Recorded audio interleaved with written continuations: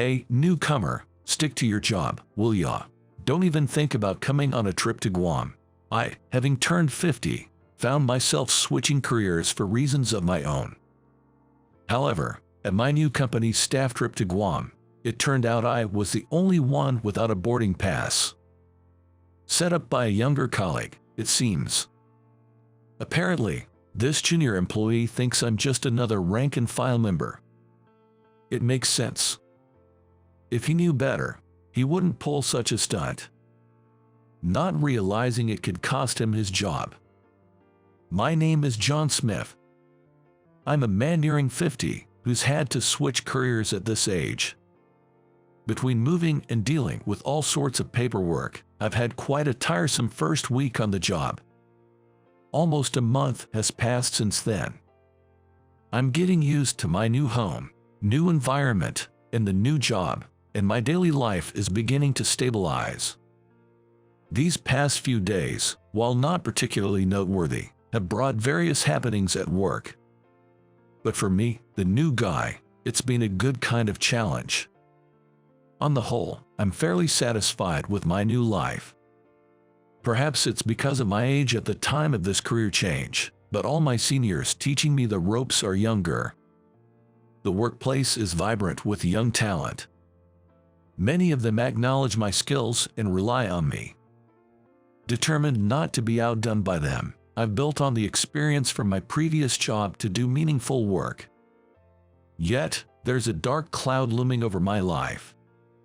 My direct manager at the new job, the department manager, is someone named Brandon. At just 32 years old, he's an elite employee who's graduated from a prestigious private university and made it to department manager. It seems his meteoric rise has become a source of pride, and he's got it out for me since I joined the company at 50 as a regular employee. He's reluctant to approve various applications, and he's always nitpicking when it comes to document approvals. Anyway, he doesn't seem to like me one bit, always rating me at rock bottom, as if an old-timer newbie like me is useless. It raises serious doubts about whether he's as capable or competent as his title suggests. His attitude is overbearing, and he's quick to lash out in anger if something doesn't suit his fancy. He probably doesn't like it when things don't go his way. It's not hard to guess that his too high pride is what's driving this behavior. He's a self-centered person, dumping unpleasant tasks on his subordinates. When it comes to taking credit for others' work, he's reputedly the best in the business. I'd heard rumors about him before, but it seems his behavior has gotten worse lately. Probably because he's got an old newbie he thinks he can push around. The volume and nature of the work I'm saddled with are such that I might as well claim the title of manager myself. As for what the actual manager is doing, it's maddening. He's not engrossed in paperwork or a computer screen, but his cell phone. When you're on your phone, what exactly are you doing, Brandon? Even when staff members implicitly call him out, he just snaps back, quiet, I'm doing research, with no sign of change. I once caught a glimpse of his phone screen, and it was showing an animation of giant robots battling. This company isn't involved in the robot industry, nor does it have anything to do with animation or screenwriting. It's not just me, other staff members are also inwardly fuming about his so-called research. At this rate, it's no surprise that his subordinates, including myself, are becoming overwhelmed with work. I find myself working overtime almost daily, starting to miss the sight of the setting sun. Yet, the manager always leaves on the dot. Leaving on time isn't bad in itself, in fact, it should be encouraged. But with Brandon, it's different. He might as well be on a day off at home for all the work he does in the office. Well, I'm heading out. Make sure you handle everything, especially you, the newbie. It's 6 p.m. It looks like he's leaving early again today.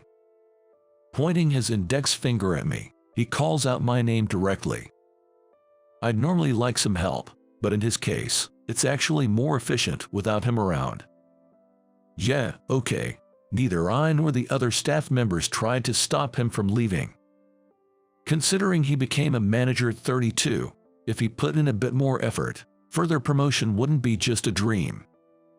Unable to stand the situation any longer, I collaborated with the senior staff, other than the manager, to try and improve our workflow efficiency. We started by reducing the amount of printed materials in line with recent paperless trends. We successfully cut down on the unnecessary time spent filing and searching for filed documents. Next, we got rid of unnecessary meetings. Spending an hour just to ramble on with minor reports was a total waste. We immediately stopped that and kept it to sharing via internal emails to all members. With this approach, our work efficiency kept improving, and gradually, overtime hours began to decrease. Since I was the one who initially suggested these efficiencies, to my delight, I was thanked by my senior colleagues. But there was one person who didn't take kindly to these changes. Needless to say, it was our manager, Brandon. At first, he didn't interfere with the efficiency initiatives, but as soon as he found out I was the one behind it, he flipped like a switch and started to object. "Don't go doing things on your own. I'm sorry, but at this rate, everyone's health is going to suffer. Shut it. Working hard until you're tired, that's the point. Don't try to make it easy." He said this despite not being tired or working much himself. Resisting his bullying was tiring and a waste of time. So I just apologized without any backtalk and went back to work. It's been about a month and a half since I joined this workplace. Luckily, a company trip, which also served as my welcome party, was being arranged. The destination was Guam, and family participation was allowed upon request. "Brandon, could you please approve this? It's the application for family members to join the company trip." "Oh, all right, all right."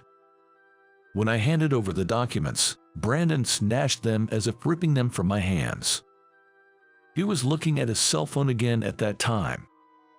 Probably he was irritated at being disturbed during his viewing. "I'll pass this on from me to the director." "Thank you." What in the world? I was surprised by Brandon's unusually swift approval. "Brandon, what? Stop staring and beat it." "Okay."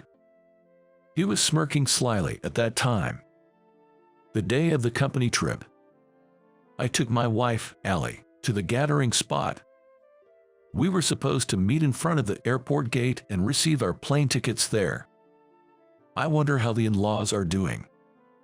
Amidst the bustling crowd, I asked Allie, who was carrying bags in both hands. Little do people know, my wife Allie is Nebraska's American from Guam. We met and married during my time living in Guam due to circumstances. They're fine. I got an email just the other day. Dad was the life of the village fiesta. He seemed so happy. The fiesta is a village festival often held in Guam. It's celebrated to honor the patron saints and is charming because even tourists can easily join in. That's good. They seem well. Yeah. We talked about our relatives as we headed to the gate. Most of the attendees had already gathered, and there were people from our department too. "Oh, good morning, John." The greeting came from Kylie, a senior colleague.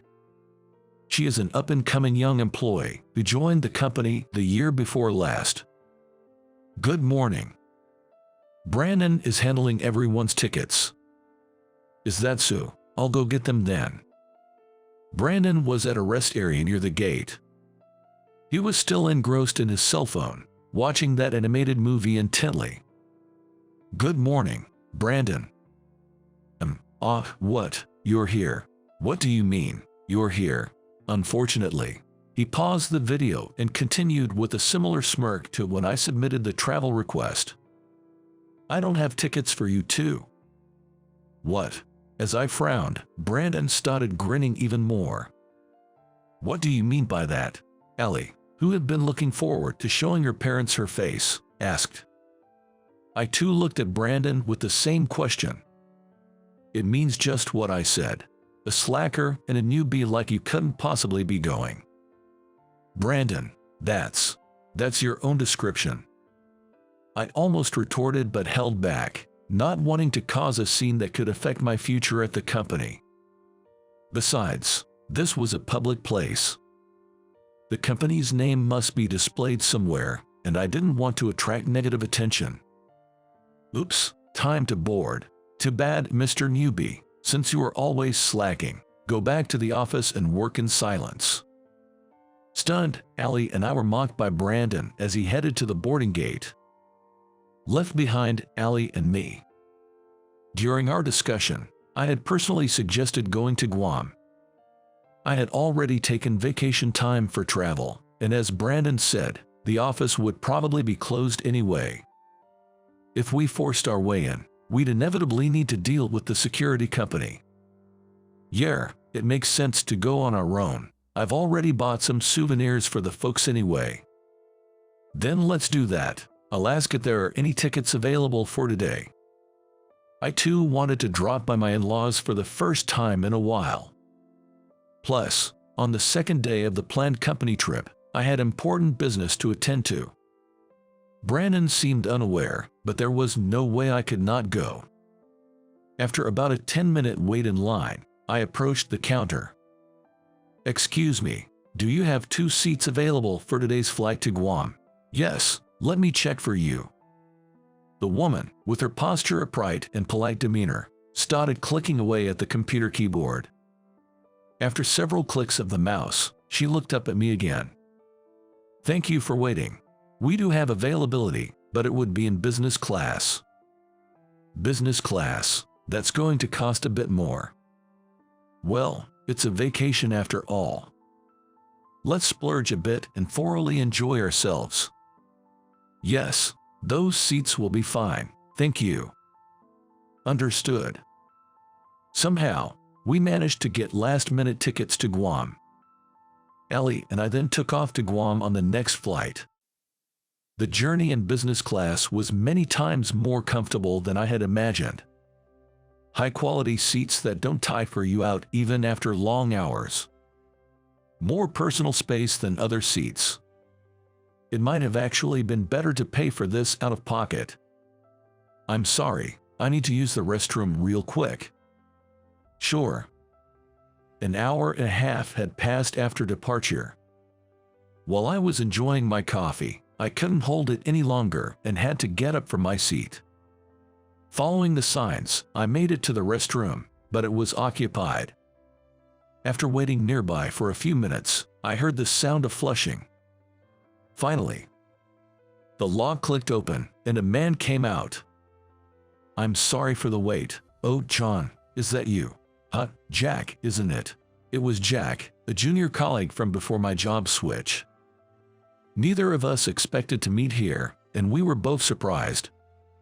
What brings you here? I was on vacation with my family back in Nebraska, and now I'm heading back to Guam for work. Is that right? I'm on vacation too. I thought I'd drop by my wife's family. I just moved to Nebraska not too long ago myself. Oh, you're on vacation. I heard from my dad that you were coming to Guam for a company trip. Yeah, you heard about that. Actually, Jack is the son of the owner of the company I used to work for in Guam. I had a good relationship with him, and naturally, with his father as well. The president of that company and my current workplace had connections, which is how I got called over to Nebraska. It wasn't really something to hide, so I explained the situation to Jack. Haha, it sounds like you're in quite the situation. Come on, it's not funny, really. My apologies. But as for this so-called manager Brandon, who knows what will happen with him? Haha, indeed. Jack burst into laughter after hearing about Brandon, probably because he knows what I was called to Nebraska. I mean, why I was called over here. Hey, what about the social gathering? Wasn't it scheduled for the second day of the company trip? Well, what to do? Because of Brandon, I'm supposed to be on vacation right now. Well, what to do now? Oops, I came here to use the restroom. Oh, I'm sorry for holding you up. I'll just take care of business and think about this issue later. Still, without a solution, the plane landed at Guam's airport. There I was, waiting for our luggage to come out on the conveyor belt with Ali and Jack, when... Hey, isn't that John? Did you come all this way at your own expense? Poor guy. Thanks for that. He was still at the airport, huh? His usual condescending attitude was especially annoying today. Well, your hotel and meals aren't arranged, so you better take care of it yourself. After getting his piece said, Brandon went back to the other employees, laughing loudly. Jack, who was nearby, was desperately trying to hold back his laughter, though it wasn't a laughing matter. After collecting our luggage and talking with Jack for about 30 minutes, Ellie's uncle came to pick us up in his car. It was time to say goodbye to Jack for now. See you later. If you want, the four of us, including your wife, should grab a meal together. That sounds good. How about tomorrow evening? Sure. I waved one last time and got into the car. The destination was Ellie's family home. That night, relatives gathered for a garden party in her honor. It's only been a month and a half, but it seems lonely for them that their daughter crosses borders and is away. Both my father-in-law and mother-in-law were overjoyed to reunite with Allie. Oh, delicious. It's definitely that taste. You've got beer in Nebraska, haven't you? While the three of them were having a great time, I shared a beer with Ellie's brother. Well, they do, but it just doesn't suit my taste. Maybe because I've lived here so long. Is that so? Feel free to take some beer from our house if you'd like. Really? Jer, of course, but watch the quantity. You'll be charged if you go over the limit. Got it. As the conversation and drinks flowed, I was finally getting tipsy. It's the best time at any party. But then, a sound cut through those moments. Huh? A phone call. When I took out the cell phone from my right pocket, the screen shows Manager Brandon. I answered, though I wasn't feeling up for it. Hello, this is John. Hey you, where are you? Get over to the Elaine Hotel now. His tone was so fierce that I instinctively pulled the phone away from my ear. Why? What do you mean why? Just get over here. I'm sorry, but I'm going to have to decline. Decline? What are you planning? Weren't you the one who marked us as not attending the trip, Brandon? I'm on vacation now, so please excuse me. Hey, he was about to say more, but I forcibly ended the call, not wanting any more interruptions. He called back several times after that. It was so persistent that I had to set my phone to reject his calls. Forgetting all about that, I was enjoying myself when my pocket buzzed again. I was about to ignore it, but then I remembered I'd set Brandon to be blocked, so I checked the screen. Huh? It was President Riley on the display. Asher Riley. The president of the company where I had been recruited, a friend of the president of the company where Jack works. He liked the work I had done in Guam and had hunted me. He's 70 years old and thinking about retiring soon. Hello, this is John. It's Riley. I heard from Brandon that you are on a break. I'm sorry. I was supposed to join the company trip, but due to a scheme by Brandon, Allie and I were made non-participants. I'm here in Guam on personal business. Right now, we're having a party at Allie's folks' place. I've explained everything that happened. Is that so? I'm sorry. I've caused you trouble. No, President Riley. You haven't done anything. For now, we'll just stay at my wife's family home today. All right, that's fine. I'll make sure to show up at the networking event, so I'll see you tomorrow. I'll be waiting. Do you know the time and place? Yes, I'm aware. Good, then, I'm counting on you for tomorrow. It's a very important introduction. Understood. After a few more pleasantries, the call ended. Whew, Who would have thought this would be how Brandon's actions would come to the president's attention? The next day, Ellie and I met up with Jack and his wife in front of the park.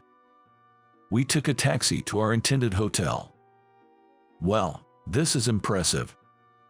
Guam, a tourist destination, is visited by all sorts of people. From tycoons and celebrities to the average Joe, everyone has their own style. This hotel, seemingly built for tycoons, was dazzling everywhere you looked. Expensive-looking art was nonchalantly on display. Everything from the people's demeanor to the furniture was exquisite. We have a dinner reservation here, so it should be a good warm-up for the important networking event. That's for sure. We have 2 hours until the networking event. There is plenty of time to have a leisurely meal before heading to the top floor, the venue for the event. After enjoying a sumptuous meal, we took the elevator to the top floor. The food was outstanding and made for a great memory. How nice it would have been to share this meal with the senior colleagues from the same department. It's about time, huh, John? Yeah. Hey, I'm getting nervous despite my age. It can't be helped. After all, John, you're the next. The bell chimed, announcing our arrival at the top floor. As the doors opened, the buzz of employees' voices could be heard. Finally arrived, John. Brandon, a man completely out of place in the upscale hotel atmosphere, charged towards us, yelling, "You! How dare you hang up on me yesterday?" Brandon's face contorted like a demon's. He was so furious that half of his words were unintelligible. I was on vacation, after all. Don't talk back to me, and what's with that attitude? Is that how you address your superior, huh? Regardless of my response, Brandon kept on ranting. Unbeknownst to the excited Brandon, the other employees were looking on with disapproval. Because of you not being there, I got chewed out. How are you going to take responsibility if this affects my promotion? Haha, Brandon, was it? Why don't you stop making a scene in such a beautiful place? Haha, oh man, that's hilarious. Jack finally lost his patience. He laughed at Brandon in fluent Nebraskese. Shut up, and who are you anyway? Outsiders should stay quiet. Look, there's that shouting. Hey, Jack, it's not just the noise. The women are getting intimidated. Shut up, I said. When Jack opened his mouth, Brandon, the manager, repeatedly stamped his right foot on the floor. He looked just like a child throwing a tantrum because he couldn't get the toy he wanted. Listen up, John, if you even scratch my path to promotion, when that happens. Brandon, while repeatedly jabbing his index finger into my face, spat out his grievances. Then, there it was. So here you were, John. A quiet yet firm voice came from behind Brandon. The president. It was President Riley. Realizing he had been seen at a bad moment, Brandon quickly straightened up and put on a smile. Good evening, Mr. President. I'm really sorry about yesterday.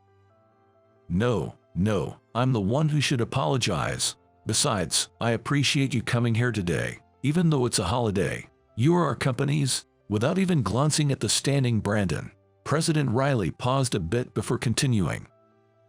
Next president. What? Next president?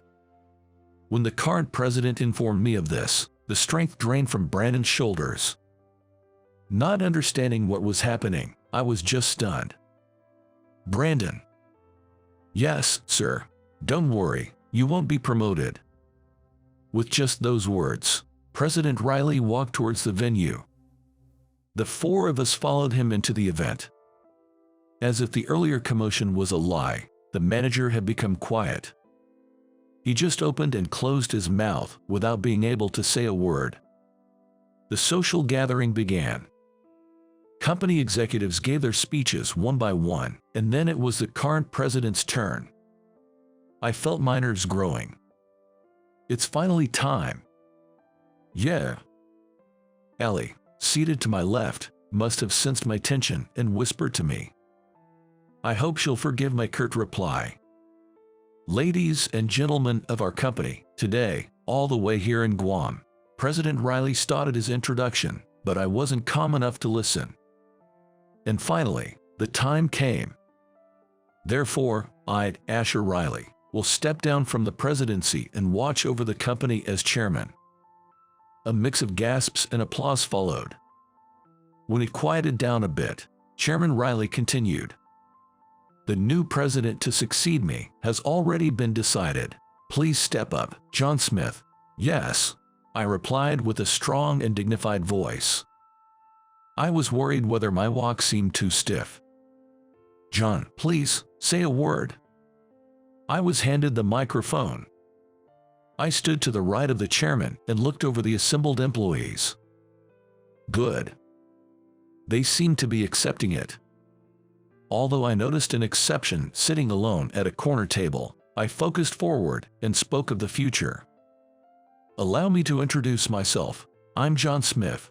I've been given the honor of succeeding President Riley as the new CEO. My commitment is to the continued growth and advancement of our company. I'm looking forward to working with all of you. Applause filled the room. Even I was surprised. I hadn't expected such a warm welcome. Just a month and a half ago, a 50-year-old guy switches jobs, and suddenly, he's the new CEO. Only the higher-ups knew that I was originally called from Guam to Nebraska as the next in line for the presidency. Thank you, Mr. President. I look forward to making the company thrive with you. And now, yes, the chairman's speech seemed to be continuing. I inadvertently let out a sound, as the turn of events was different from our meeting. Times like these call for some tough talk, but we don't need people who hinder our progress, those who drag the rest of us down. I'll be issuing some directives once we're back from this trip, so for now, just enjoy the journey. That's all. I bowed with the chairman to everyone present and descended the steps. During that moment, I saw Brandon pressing his right hand against his forehead, trembling. Due to my parents' work, I'd mostly lived abroad. I spent up until middle school in China, then went to the US for further studies, graduating from both high school and college there. My language skills landed me a job at a Nebraska's company in the States. My sales were always top-notch, leveraging my bilingual advantage. I was even asked to host seminars to boost sales. That's when Mr. Riley approached me a few months back. Mr. Asher Riley, the president of a Nebraska's company, is a childhood friend of the president of Guam. He is now 70 years old, and I heard that he's been thinking about retiring soon. However, he seems to be in trouble because he hasn't found a successor yet. That's why I was recommended as the successor to President Riley. Even if I'm suddenly told to take over as president, I don't know much about the company's internal affairs. Besides, the pressure is immense. Because of that, I made it a condition to spend about 1 to 2 months as an ordinary employee. President Riley willingly accepted this, and with my agreement, the job change was finalized. Looking back, I believe it was the right decision. Thanks to that, I was able to single out people like Brandon. The night before the social gathering, President Riley called me and I reported on Brandon. When he summoned him and asked why I was not there, he just kept making excuses that suited him. This infuriated President Riley, but at the same time, Brandon was also angry at me, trying to shift the blame. There's no reason for me to be scolded, though.